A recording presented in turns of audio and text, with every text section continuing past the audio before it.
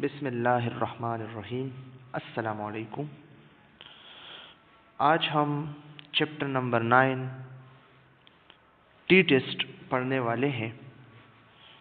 जैसा कि आप सबको पता है कि इससे पहले हमने चैप्टर नंबर 8 में हाइपोथेसिस टेस्टिंग पढ़ी। ठीक है, तो हाइपोथेसिस टेस्टिंग में हमने क्या पढ़ा? हाइपोथेसिस टेस्टिंग में हमने एक स्टेटमेंट दिया हो, मतलब हमने क्लेम किया हो एक स्टेटमेंट को कि फॉर एग्जांपल ये हमारे पास जो लंग कैंसर है ये स्मोकिंग से काज होता है। ठीक है, तो फिर इस स्टेटमेंट के लिए हमने क्या करना था? हमने डिफरेंट प्रोसेस से गुजरना था। फॉर एग्जांपल हमने इसके लिए हाइपोथेसिस टेस्टिंग करना था। ठीक है, कि हमारा ये स्टेटमेंट एक्सेप्ट है या रिजेक्ट है। ठीक है, तो इसी तरीके से हमने आज जो है टी टेस्ट परफॉर्म करना है। तो व्हाट इज़ टी टेस्ट? ठीक है, तो टी टेस्ट से पहले हमने आप लोगों के साथ जी टेस्ट के बारे में बताना है कि what is Z test. Z test हमारे पास वो टेस्ट होता है जिसमें हम जी टेबल को यूज़ करते हैं। ठीक है, और टी टेस्ट हमारे पास वो टेस्ट है जिसमें हम टी टेबल को यूज़ करते हैं। तो जी टेबल को हमने डिटेल के साथ आप लोगों के साथ शेयर किया है और इंशाल्लाह आज इस लेक्चर में हम टी टेबल आपके साथ शेयर करेंगे कि इसमें हमने वैल्यू को कैसे फाइंड करना है और टी टेबल को हमने कैसे यूज़ करना है। ठीक है, अच्छा, अब व्हाट इज़ टी टेस्ट? तो टी टेस्ट हम कब परफॉर्म करते हैं? टी टेस्ट हम तब परफॉर्म करते हैं जब हमारे पास एक सिनेरियो में, एक क्वेश्चन में सिग्मा जो है वो अननोन हो, मतलब स्टैंडर्ड डिविएशन हमारे पास अननोन हो और सैंपल साइज हमारे पास 30 से कम हो, मतलब 29 हो, 28 हो, 20 हो, 19 हो, 18 हो। ठीक है, और जी टेस्ट हम कब यूज़ करेंगे? जी टेस्ट हम तब यूज़ करेंगे जब हमारे पास सिग्मा जो है वो नोन हो। फॉर एग्जांपल वेरिएंस पॉपुलेशन या स्टैंडर्ड डिविएशन हमारे पास नोन हो और साइज जो है हमारे पास 30 से ज़्यादा हो। सैंपल साइज जब हमारे पास 30 की इक्वल हो या 30 से ज़्यादा हो तो फिर हमने क्या करना है? हमने जी टेस्ट को परफॉर्म करना है। ठीक है, और जब हमारे पास सिग्मा अननोन हो और सैंपल साइज हमारे पास 30 से कम हो तो फिर हमने क्या करना है? हमने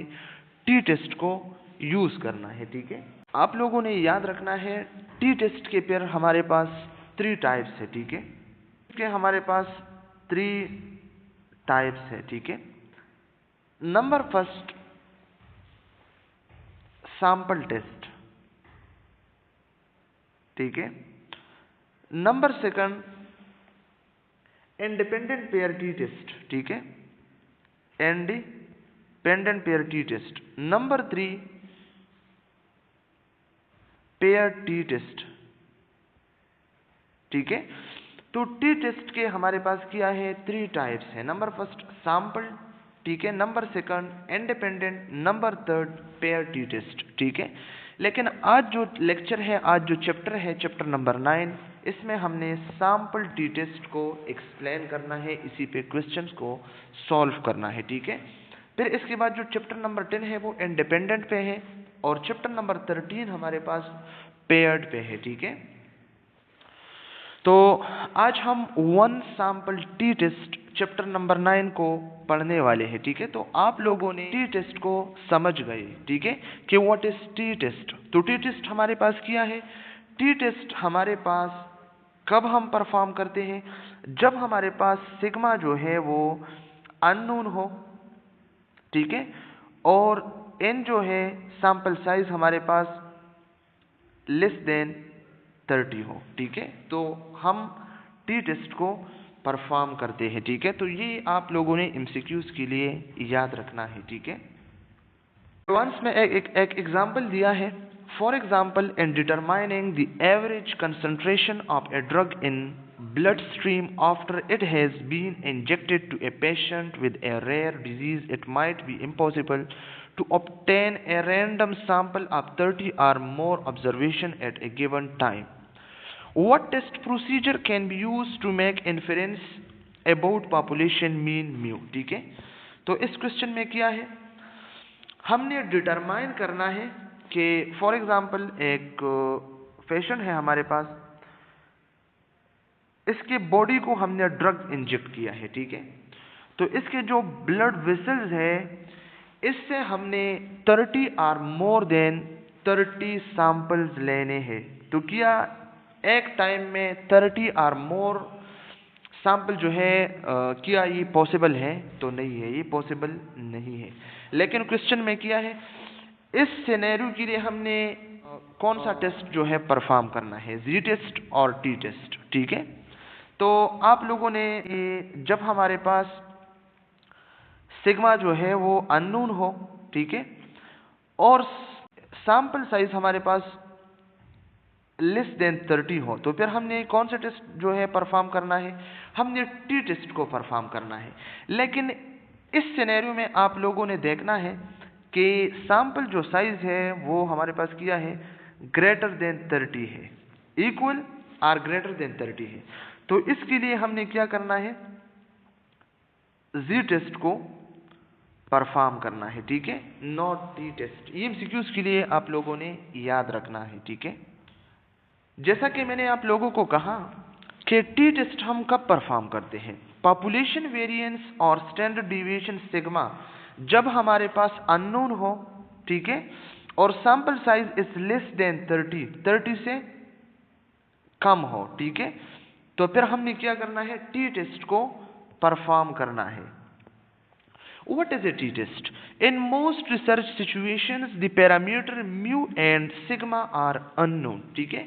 हम रिसर्च करते हैं तो रिसर्च के जो सिचुएशंस है, ठीक है, फॉर एग्जांपल रिसर्च हम किस चीज़ पे करते हैं, मतलब पॉपुलेशन पे करते हैं। तो पॉपुलेशन तो हम स्टडी नहीं कर सकते, इससे हमने डिफरेंट सैंपल जो है वो कलेक्ट करना है, और फिर इस सैंपल की जो मीन है इस पे हमने एस्टिमेट लगा के हमने क्या करना है, हमने पॉपुलेशन मीन को इससे फाइंड करना है, पॉपुलेशन मीन को एस्टिमेट करना है कि ये हमारे पास पॉपुलेशन की भी मीन है, ठीक है। तो क्या है, द पैरामीटर म्यू पैरामीटर के लिए होता है ना, और सिग्मा भी पैरामीटर के लिए होता है, ठीक है। तो टी टेस्ट हम कब परफॉर्म करते हैं, जब हमारे पास म्यू और सिग्मा अननोन हो, ठीक है, because T test is novel, ठीक है। अब इसका क्या मतलब है, जब हमारे पास एक डेटा जो है वो बिल्कुल नोवल हो, न्यू हो, अनयूजुअल हो, ठीक है, मतलब गैर मामूली, अजीब, new, fresh, original data, different data, innovative मतलब जो इजादाना, ठीक है, यूनिक। फॉर एग्जांपल हमारे पास इसी किस्म के, मतलब फॉर एग्जांपल हमारे पास इसी किस्म के, इसी टाइप्स के डेटा है, बिल्कुल नोवेल है, अनयूजुअल है, न्यू है, फ्रेश है, ओरिजिनल है, यूनिक है, ठीक है। तो इसके लिए हमने क्या करना है, टी टेस्ट को हमने इसके लिए परफॉर्म करना है, ठीक है। Estimate based on sample statistic must be used in place of the parameter। इसका क्या मतलब है, इसका मतलब ये है कि हम सैंपल के जो स्टैटिस्टिक्स है, ठीक है, सैंपल की मीन, मोड, मीडियन है, इसके लिए हमने क्या करना है, इस पे हमने एस्टिमेट लगा कि हमने पैरामीटर्स को, पॉपुलेशन को फाइंड करना है, ठीक है, जैसा कि हमने एस्टिमेशन और हाइपोथेसिस टेस्टिंग चैप्टर में डिटेल के साथ पढ़े हैं, ठीक है।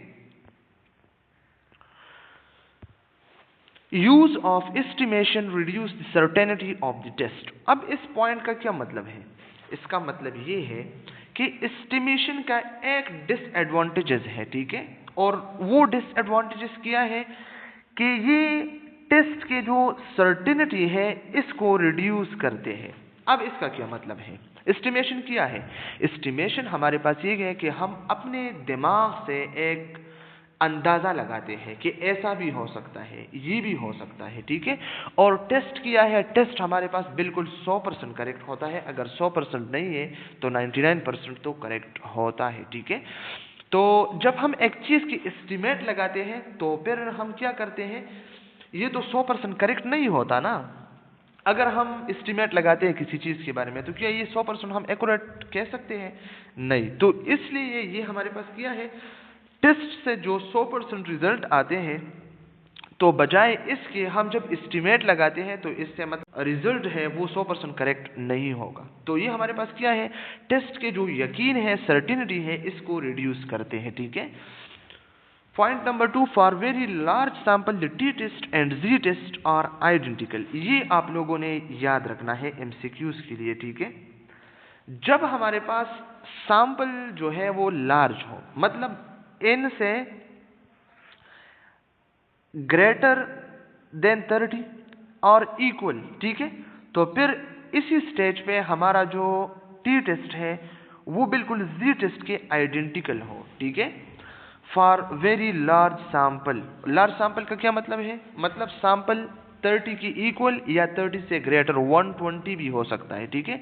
This is called rule of thumbs, ठीक है। तो ये आप लोगों ने एमसीक्यूज के लिए याद रखना है, ये एमसीक्यूज के लिए आप लोगों ने याद रखना है कि for very large sample the T test and Z test are identical.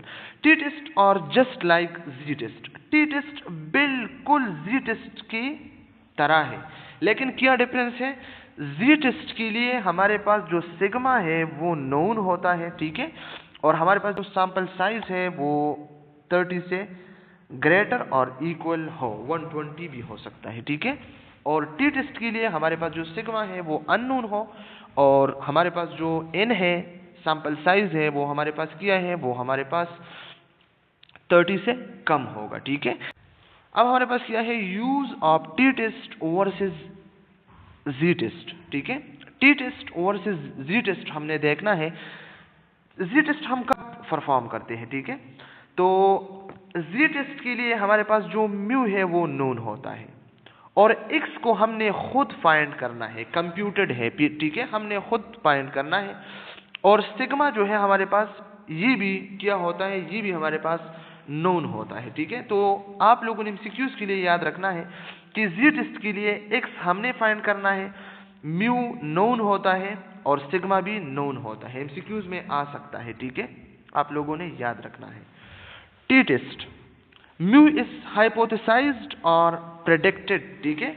Mu हमने खुद हाइपोथेसाइज्ड और प्रेडिक्टेड पे लेना है, ठीक है, मतलब ये हम खुद से लेते हैं म्यू को टी टेस्ट के लिए, मतलब non computed, generally not known, ये नोन भी नहीं है, दिया भी नहीं है, ठीक है, और कंप्यूटेड भी नहीं है, ये हमने खुद लेना है, हाइपोथेसाइज्ड, ठीक है।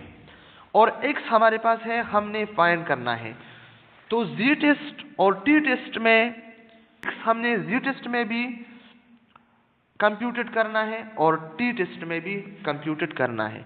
तो एमसीक्यूज आ सकता है कि ये कौन सा पॉइंट्स है, ठीक है, जो जी और टी टेस्ट के लिए सेम है। तो हमारे पास क्या है, x इज कंप्यूटेड, ये दोनों के लिए बिल्कुल सेम है। और टी टेस्ट के लिए सिग्मा जो है वो क्या है, वो हमारे पास अननोन है, ठीक है, सिग्मा हमारे पास अननोन है। इस कंप्यूटेड एंड एस्टिमेटेड पर पॉपुलेशन स्टैंडर्ड डिविएशन, ठीक है, सिग्मा मतलब इस, तो सैंपल के लिए हमने तो सिग्मा नहीं लेना है, इस लेना है, ठीक है, सिग्मा की बजाय हमने क्या लेना है, इस लेना है, ठीक है, सैंपल के लिए।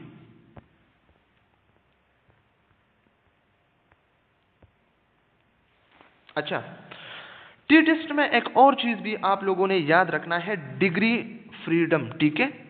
Degree freedom is computed as the one less than the sample size, the denominator of the standard deviation.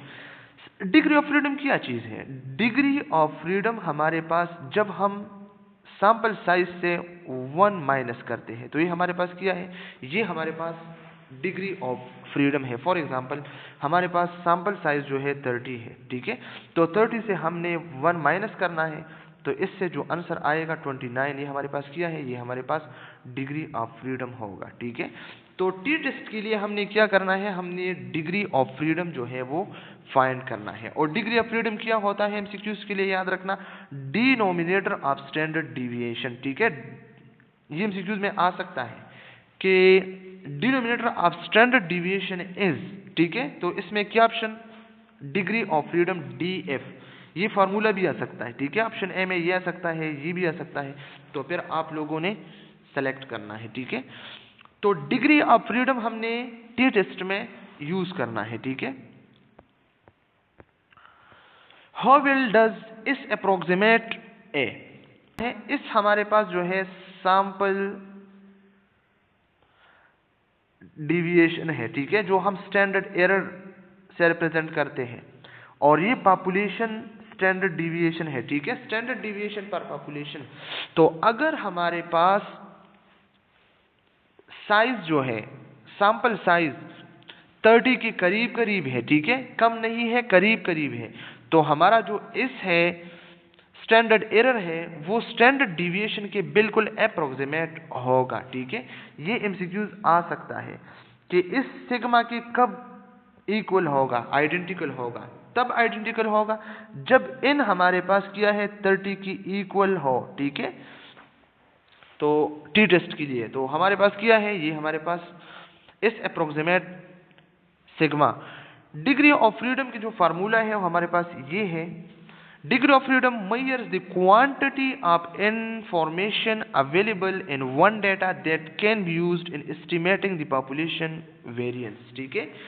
For example हमारे पास मुख्तलिफ किस्म के डाटा पॉइंट्स है, ठीक है, ये भी डाटा है, ये भी डाटा है, ये भी डाटा है, ये क्या है हमारे पास, ये quantity of information available in one data set. ये हमारे पास डाटा सेट है 1 2 3 4 5 6, हमारे पास क्या है डाटा। इसी से हमने क्या करना है, 1 को माइनस करना है। फॉर एग्जाम्पल ये हमारे पास क्या है 1 2 3 4 5 6 है हमारे पास quantity of information available in one data, ये हमारे पास क्या है 6 है, इससे हमने 1 माइनस करना है, तो इससे जो आंसर आएगा 5, ये हमारे पास ये है डिग्री ऑफ फ्रीडम होगा, ठीक है। The higher the degree of freedom better is approximate sigma, ठीक है। तो ये मैंने आप लोगों को बताया कि जब हमारे पास n 30 की इक्वल हो, ठीक है, तो इसी टाइम हमारा जो इस है वो बिल्कुल इक्वल होगा या आइडेंटिकल होगा सिग्मा की, ठीक है। तो जितना डिग्री फ्रीडम हायर होगा उतना हमारा जो इस है वो अप्रोक्सीमेट होगा सिग्मा से, ठीक है। तो ये भी आप लोगों ने एमसीक्यूज के लिए याद। The T distribution change with degree of freedom, ठीक है। तो टी डिस्ट्रीब्यूशन चेंज होता है डिग्री ऑफ फ्रीडम के साथ, ठीक है। टी डिस्ट्रीब्यूशन हमारे पास किया है, ये बिल्कुल हमारे पास नॉर्मल डिस्ट्रीब्यूशन है, लेकिन ये हमारे पास सैंपल साइज 30 से कम हो तो फिर हमने क्या करना है, टी डिस्ट्रीब्यूशन जो है वो ड्रा करना है। और टी डिस्ट्रीब्यूशन को स्टूडेंट्स टी डिस्ट्रीब्यूशन भी कहा जाता है, ठीक है। By n is equal to 120, जब हमारे पास n 120 हो, मतलब सैंपल साइज 120 हो, ठीक है, तो टी डिस्ट्रीब्यूशन बिल्कुल जी डिस्ट्रीब्यूशन के इक्वल हो। ये भी एमसीक्यूज के लिए आप लोगों ने याद रखना है, ठीक है। और इसी को रूल्स ऑफ थंब कहा जाता है, ठीक है। अब इसका क्या मतलब है, यहाँ पे n 30 लिखा है, यहाँ पे n 120 लिखा है, इसका मतलब ये है कि ये हमारे पास ग्राफ है, ठीक है, तो इसका जो मीन है वो हमारे पास 30, ठीक है। तो ये 30, यहाँ पे भी 30, यहाँ पे भी 30, यहाँ पे भी 30, तो इन दोनों को इन चारों को आपस में ऐड करना, इससे क्या आएगा 120 आएगा। तो ये हमारे पास क्या है, ये रूल्स ऑफ थंब है, ठीक है। अच्छा, T distribution it is unimodal and symmetrical about mean, ये बिल्कुल नॉर्मल डिस्ट्रीब्यूशन है, ठीक है। लेकिन क्या इन दोनों में क्या डिफरेंस है, इन दोनों में डिफरेंस ये है कि इसके लिए जो सैंपल साइज है वो इन जो है 30 से कम है, ठीक है। तो हम टी टेस्ट को परफॉर्म करते हैं और ये हमारे पास क्या है, टी डिस्ट्रीब्यूशन है, ठीक है। ये हमारे पास यूनिमॉडल है। यूनिमॉडल क्या होता है, हैव ए सिंगल पीक, ठीक है। फॉर एग्जांपल ये हमारे पास क्या है, ये हमारे पास एक ग्राफ है, इसमें सिंगल पीक है, ये हमारे पास सिंगल पीक है नॉर्मल डिस्ट्रीब्यूशन की तरह। तो ये हमारे पास क्या है, यूनिमॉडल है। सिमेट्रिकल है, मतलब 0.5 यहाँ पे, 0.5 यहाँ पे, ठीक है। अबाउट मीन, ये हमारे पास मीन है। The mean is equal to 0, mean जो है equal to 0 and located at the centre of the distribution, ठीक है। तो हमारे पास क्या है, इसका जो म्यू है, मीन है, वो 0 की इक्वल है और located at the centre of the distribution, बिल्कुल मिड पे प्रेजेंट होता है, ठीक है। Area of the curve is equal to 1, ये जो एरिया है हमारे पास ये टोटल 1 की इक्वल है, ठीक है। तो 1 जब 2 पे डिवाइड करते हैं तो 0.5, तो 0.5 यहाँ पे, 0.5 लेफ्ट पे, ठीक है। तो ये हमारे पास क्या है, बिल्कुल नॉर्मल डिस्ट्रीब्यूशन है। Note that as the sample size n get larger, the sample standard deviation should more closely approximate sigma, and thus t approach z as a sample size get larger। इसका क्या मतलब है? इसका मतलब ये है कि जब हमारे पास डिग्री ऑफ फ्रीडम हायर हो, इंक्रीज हो, ठीक है, तो हमारा जो Z डिस्ट्रीब्यूशन है वो बिल्कुल T डिस्ट्रीब्यूशन के आइडेंटिकल हो सकता है। फॉर एग्जांपल हमारे पास डिव जो है वो 30 है, ठीक है। पोटेंशियल हमारे पास जो डिग्री ऑफ फ्रीडम है ये हमारे पास क्या है, ये 30 है। एक का 29 है, एक का 28 है, एक का 27 है, एक का 20 है, ठीक है।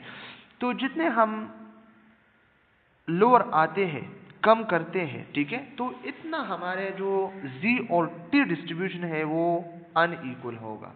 और जितना हम इनको इंक्रीज करते हैं, मतलब इन साइज हम इंक्रीज करते हैं 30 के करीब करीब, तो हमारा जो Z और T बिल्कुल आपस में इक्वल होगा, ठीक है। तो जितना इन हमारे पास ज्यादा हो तो इतना हमारे पास क्या है, इतना हमारे पास T अप्रोच करता है Z के तरफ, ठीक है। मतलब T और Z बिल्कुल इक्वल होगा, ठीक है। T test is used when the population is normally or approximately normally distributed population, standard deviation is unknown and sample size is less than 30। ये मैंने आप लोगों को बार बार कहा कि T टेस्ट हम कब यूज करते हैं, तब यूज करते हैं जब हमारे पास पॉपुलेशन स्टैंडर्ड डिविएशन अननोन हो, ठीक है, और सैंपल साइज 30 से कम हो, ठीक है। तो ये एमसीक्यूज के लिए आप लोगों ने याद रखना है, और ये जो कैरेक्टरिस्टिक है, ठीक है, ये एमसीक्यूज के लिए आप लोगों ने याद रखने हैं टी डिस्ट्रीब्यूशन के लिए। अच्छा, अब basic elements of testing hypothesis, ये जो हमारे पास टी टेस्ट है इसके लिए हमने जो टेस्टिंग करना है ये भी हमारे पास बिल्कुल हाइपोथेसिस टेस्टिंग के स्टेप्स के मुताबिक है, ठीक है। तो सबसे पहले हमने क्या करना है, हमने नल हाइपोथेसिस को फाइंड करना है, जैसा कि हम H0, ठीक है। फिर इसके बाद हमने अल्टरनेट हाइपोथेसिस को फाइंड करना है, जैसे रिसर्च हाइपोथेसिस भी कहा जाता है। फिर इसके लिए हमने अगर सिनेरियो में हमें लेवल ऑफ सिग्निफिकेंस दिया हो 0.5 दिया हो, 0.01 दिया हो, 0.1 दिया हो, ठीक है, तो ठीक है। लेकिन अगर हमारे पास नहीं है तो फिर हमने 95% कॉन्फिडेंस इंटरवल खुद से सिलेक्ट करना है, खुद से चॉइस करना है, मतलब 5% अल्फा हमने चॉइस करना है, ठीक है। इसके बाद assumption है, और इसके बाद हमने टी टेस्ट फार्मूले को यूज करना है, ठीक है। तो टी टेस्ट फार्मूला हमारे पास हाइपोथेसिस टेस्टिंग के लिए Z is equal to x minus mu not divide by sigma, और सैंपल के लिए हमने n पे डिवाइड करना था, ठीक है। लेकिन आज हम Z के जगह हम जस्ट T लिखेंगे, ठीक है। तो x bar mu divide by s under root n, ठीक है। ये हमारे पास स्टैंडर्ड एरर है क्योंकि हम सैंपल के लिए यूज करते हैं, ठीक है। तो ये फार्मूला आज हमने यूज करना है सिनेरियोज में, ठीक है। अब एक और बात आप लोगों ने याद रखना है, रिजेक्शन रीजन या क्रिटिकल रीजन ये अल्टरनेट हाइपोथेसिस पे बेस करता है, ये याद रखना। लेवल ऑफ सिग्निफिकेंस पे मतलब डिपेंड करता है, बेस करता है, और डिग्री ऑफ फ्रीडम पे। तो ये एमसीक्यूज में आ सकता है कि टी टेस्ट के लिए जो रिजेक्शन रीजन है और क्रिटिकल रीजन है ये किस चीज पे बेस करता है। तो ऑप्शन ए में आपको अल्टरनेट हाइपोथेसिस दिया हो, ऑप्शन बी में आपको लेवल ऑफ सिग्निफिकेंस दिया हो, ऑप्शन सी में आपको डिग्री ऑफ फ्रीडम दिया हो, और ऑप्शन डी में आपको आल दिया हो, ठीक है। तो आपने आल को सेलेक्ट करना है क्योंकि इन तीनों पे डिपेंड करता है, ठीक है। तो इसी पे हमने सिनेरियोस को भी सॉल्व करने हैं, ठीक है। और फिर इसके बाद हमने क्या करना है, कंक्लूजन को निकालना है, ठीक है। तो चले क्वेश्चन सॉल्व करते हैं। The average HB level of a normal woman is 13. The doctor of clinic A feels that the pregnant women coming to the clinic are mostly anemic. She take a random sample of 25 pregnant women who have registered at the clinic and looks at their HB level. The data is summarized below. Data हमें दिया है और हमारे पास जो sample है, ठीक है, वो क्या है, रैंडम सैंपल 25 है। तो इससे आपको क्या अंदाजा लगता है, जब n हमारे पास 30 से कम हो तो हमने क्या करना है, टी टेस्ट को परफॉर्म करना है, ठीक है। तो इसी सिनेरियो के लिए हमने टी टेस्ट को परफॉर्म करना है। तो सैंपल मीन भी दिया हो, ठीक है, सैंपल स्टैंडर्ड डिविएशन भी दिया हो, मतलब स्टैंडर्ड एरर भी दिया हो 2.6, और सैंपल साइज n भी दिया हो, ठीक है, मतलब हमारे पास क्या है। तो इसी के लिए हमने t को फाइंड करना है। Are the pregnant women coming to clinic anemic? That is the average HB level of pregnant women at clinic A less than that of normal women. अच्छा, सबसे पहले हमने क्या करना है, हमने नल हाइपोथेसिस को लेना है, ठीक है। तो ये हमारे पास क्या है, नल हाइपोथेसिस है। H0 हमारे पास क्या है, म्यू इक्वल टू 13 और म्यू ग्रेटर देन 13, ठीक है। तो इसके बिल्कुल अगेंस्ट हमने क्या करना है, अल्टरनेट हाइपोथेसिस को लेना है। तो अल्टरनेट हाइपोथेसिस हमारे पास क्या होगा, 13। और आप लोगों को मैं बताया था कि हमारा जो अल्टरनेट हाइपोथेसिस है, ठीक है, वो बेस करता है रिजेक्शन रीजन और क्रिटिकल रीजन पे, ठीक है। तो ये आप लोगों ने इस क्वेश्चन के लिए याद रखना है, ठीक है। और सिग्मा हमारे पास जो है यहाँ पे क्वेश्चन में लिया है 0.05, ठीक है। अगर क्वेश्चन में लिया है तो ठीक है, नहीं लिया है तो फिर हमने 0.05 को चूज करना है, ठीक है। और इसके लिए जो फार्मूला है हमारे पास, ये फार्मूला है, ये भी ठीक है दिया है, ये भी दिया है और ये भी दिया है, और हमने क्या फाइंड करना है, इसी को हमने फाइंड करना है, ठीक है। ये इस हमने क्यों लिया सिग्मा की बजाय, सिग्मा की बजाय हमने इसको इसलिए लिया कि इस हमारे पास क्या है, स्टैंडर्ड एरर है सैंपल के लिए, ठीक है। अच्छा, वैल्यूज को पुट करें, x बार 11.8 है और म्यू हमारे पास 13 है और इस हमारे पास 2.6 है और नॉर्मल हमारे पास जो सैंपल साइज है वो हमारे पास 25 है, ठीक है। तो 25, इसी को सॉल्व करके हमारे पास जो टी कैलकुलेटेड वैल्यू आया वो हमारे पास क्या आया, -2.32, ठीक है। अब रिजेक्शन रीजन के लिए हमने क्या करना है, ये बात आप लोगों ने याद रखना है, ठीक है। रिजेक्शन रीजन के लिए हमने क्या करना है, हमने टी टेबुलेटेड वैल्यू जो है फाइंड करना है। तो टी टेबुलेटेड वैल्यू हमने कैसे फाइंड करना है, टी टेबुलेटेड वैल्यू हमने एल्फा हमारे पास जो लेवल ऑफ सिग्निफिकेंस है, ठीक है, और डिग्री ऑफ फ्रीडम, ठीक है, इसी से हमने टी टेबुलेटेड वैल्यू को फाइंड करना है, ठीक है। कैसे देखना, हमारे पास डिग्री ऑफ फ्रीडम कैसे हम फाइंड करते हैं, n-1। तो इस क्वेश्चन के लिए हमारे पास सैंपल साइज क्या है, 25 है, 1 माइनस करें तो इससे 24, ठीक है। तो हमारे पास क्या है, 24 है, तो 24 हमने यहाँ पे फुट करना है, ठीक है। और एल्फा हमारे पास क्या है, एल्फा हमारे पास 0.05 है, ठीक है, ये भी हमें दिया है।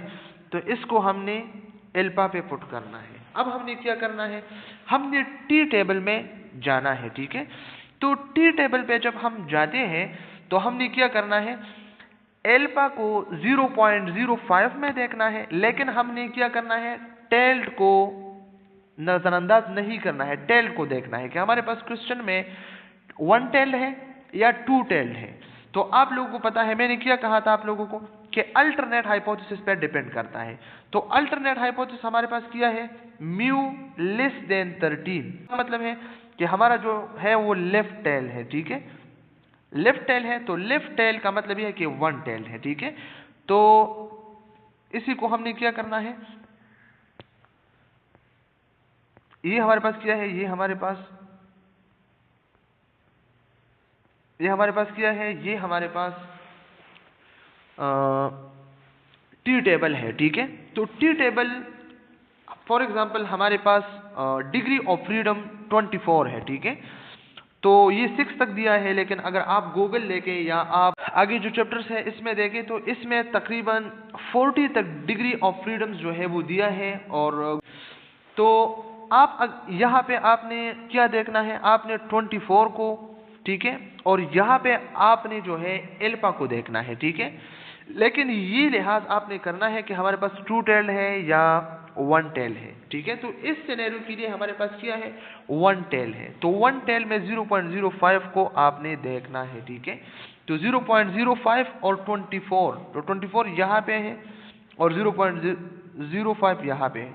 तो यहाँ पे जो वैल्यू आएगा वो हमारे पास क्या है, वो टी टेबुलेटेड वैल्यू होगा। लेकिन यहाँ पे जो हमारे पास टी टेबल है वो पूरा नहीं है, वो मतलब 6 तक है, ठीक है। तो इसी के लिए जो वैल्यू दिया है वो क्या दिया है, वो एल्फा हमारे पास क्या है 0.05 रो में देगा, ठीक है, और डिफरेंस को यहाँ पे 24 में देखना। तो इसी से क्या आएगा हमारे पास, इसी से हमारे पास 1.71, ठीक है। तो ये हमारे पास क्या आया, ये हमारे पास इसी से जो वैल्यू आया टी टेबुलेटेड, तो ये हमारे पास क्या है 1.711 है, ठीक है। तो इसका क्या मतलब है, इसका मतलब ये है कि इसका जो टी डिस्ट्रीब्यूशन है ये हमारे पास क्या है, यहाँ पे ये लेफ्ट टेल है, ठीक है। तो लेफ्ट टेल का क्या मतलब है कि यहाँ पे हमारे पास जो टी टेबुलेटेड वैल्यू है हमारे पास क्या है, लेकिन ये लेफ्ट साइड पे है तो ये माइनस है, तो ये माइनस 1.711 है, ठीक है। और हमारे पास जो कैलकुलेटेड है तो कैलकुलेटेड -2 है, तो मतलब इसका ये है कि यहीं पे कहीं होगा, ठीक है। तो आप लोगों को पता है कि ये हमारे पास क्या है, हमारे पास रिजेक्शन रीजन है, ठीक है। तो जब हमारा जो कैलकुलेटेड वैल्यू है वो रिजेक्शन रीजन में आया तो इसका मतलब है कि हमारा नल हाइपोथेसिस जो है वो रिजेक्ट हो गया। और जब नल हाइपोथेसिस रिजेक्ट होगा तो हमारा जो अल्टरनेट हाइपोथेसिस है वो एक्सेप्ट होगा, ठीक है। तो इसका क्या मतलब है, इसका मतलब ये है कि हमारा जो टी टेबुलेटेड वैल्यू है वो ग्रेटर है टी कैलकुलेटेड वैल्यू से। मतलब टी कैलकुलेटेड वैल्यू हमारा जो है वो कम है टी टेबुलेटेड वैल्यू से, तो हमारा नल हाइपोथेसिस रिजेक्ट और अल्टरनेट हाइपोथेसिस ऑलरेडी एक्सेप्ट होगा, ठीक है। तो हमारा नल हाइपोथेसिस जो है वो क्या हो, वो रिजेक्ट हो गया और अल्टरनेट हाइपोथेसिस हमारा जो है वो एक्सेप्ट हो गया, ठीक है। तो म्यू हमारे पास है वो कम है 13 से क्वेश्चन में, ठीक है। Therefore, we reject the null hypothesis a 5% level of significance. 5% level of significance के साथ हमने null hypothesis को reject किया, ठीक है। And we have sufficient evidence to conclude that the average HB for the pregnant woman at clinic A is less than that for the normal woman, ठीक है। तो ये हमारे पास क्या है, ये हमारे पास सॉल्व हो गया, ठीक है। अब इसके बाद फाइंडिंग क्रिटिकल वैल्यूज, ठीक है। तो ये मैंने आप लोगों को समझाया कि फॉर एग्जांपल एक क्वेश्चन है, क्वेश्चंस में हमसे ये मतलब फाइंड करना है कि आपने टी एल्फा और डिग्री ऑफ फ्रीडम, एल्फा हमारे पास 0.05 है और डिग्री ऑफ फ्रीडम हमारे पास क्या है, वो हमारे पास 4 है, ठीक है। और आपने 1 टेल्ड के लिए फाइंड करना है, ठीक है। तो इस क्वेश्चन के लिए हमने क्या करना है, इसके लिए हमने ये करना है कि ये हमारे पास क्या डिग्री ऑफ फ्रीडम है, तो यहाँ पे हमने 4 को सेलेक्ट करना है, ठीक है। और 1 टेल्ड दिया है तो 1 टेल्ड ये वाला जो रो है इसको हमने सेलेक्ट करना है। और हमें जो अल्फा दिया था वो क्या दिया था, वो 0.05 दिया था। तो इसी से हमने नीचे आना है और इससे हमने लेफ्ट टू राइट जाना है। तो यहाँ पे जो इंटरसेक्ट हुआ तो ये हमारे पास क्या है, ये हमारे पास वैल्यू आया, ठीक है। ये हमारे पास क्या है, टी टेबुलेटेड वैल्यू है, ठीक है। फॉर एग्जांपल एक और क्वेश्चन है, एमसीक्यूज है। फॉर एग्जांपल हमें अल्फा दिया है कि अल्फा 0.25 है, ठीक है।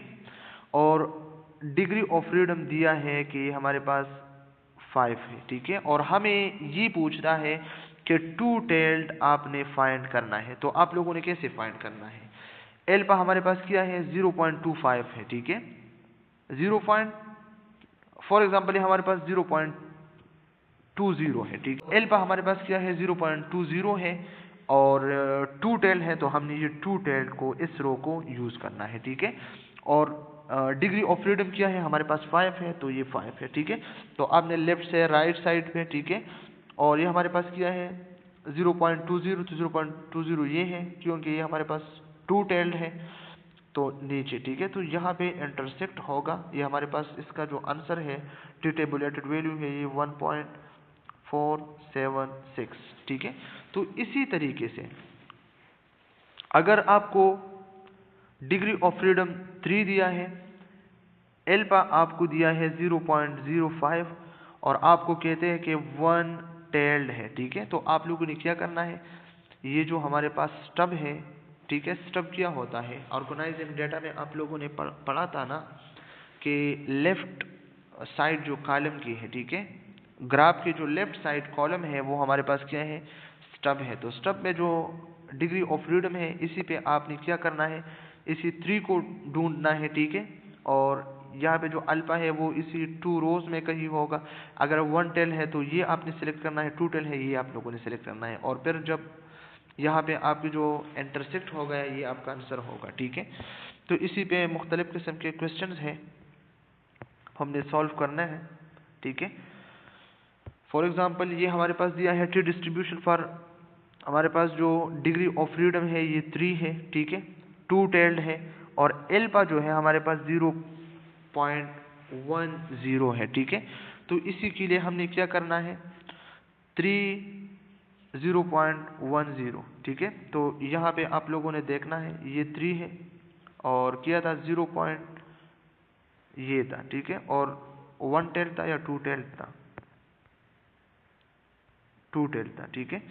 तो ये हमारे पास क्या है, ये हमारे पास 3 और ये है और 2 टेल है, तो ये इसके लिए जो आंसर है हमारे पास 2.353, ठीक है। तो 2.353, ठीक है, लेकिन यहाँ पे माइनस लेफ्ट साइड है, ठीक है, और यहाँ पे जो है प्लस 2.353, और हमारे पास जो लेवल ऑफ सिग्निफिकेंस था वो 0.05 था, तो 5% यहाँ पे 5% यहाँ पे, ठीक है।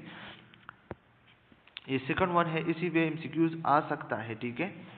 ये हमारे पास 15 है और ये 2 टेल्ड है और एल्फा 0.05, तो ये 15 है तो आप लोगों ने स्टब पे इसी को 15 देखना है, 15 यहाँ पे कहीं होगा, और 0.05 यहाँ पे रोज में देखना है, 2 टेल है, तो फिर इसी को आपने फाइंड करना है। तो इसी का जो वैल्यू आया है वो क्या आया है -2.131, ठीक है, 2.131 आया है, तो यहीं पे माइनस होगा, ठीक है, और राइट साइड पे प्लस होगा, ठीक है। इसी तरीके से डिग्री ऑफ फ्रीडम 15 है, इसी सिनेरियो में, इसी क्वेश्चन में 1 टेल है और एल्फा 0.05 है, ठीक है। तो 0.02 टेल में देखना है और डिग्री ऑफ फ्रीडम 15 है, तो ये आप लोगों ने स्टब में देखना है, मतलब इसी साइड में, ठीक है। तो इसी से जो वैल्यू आएगा हमारे पास क्या आएगा 1.753 है, लेकिन इसी को आपने याद रखना है कि ये 1 टेल्ड है, तो 1 टेल्ड के लिए हमारे पास क्या है वो ये है, ये साइड है, ठीक है, या ये होगा या सिर्फ ये होगा, ठीक है। 2 टेल्ड के लिए आप लोगों ने ये भी लेना है, ये भी लेना है, ये आप लोगों ने याद रखना है। तो इसी के साथ हमारा जो चैप्टर नंबर 9 था वो अल्हम्दुलिल्लाह कंप्लीट हो गया, ठीक है।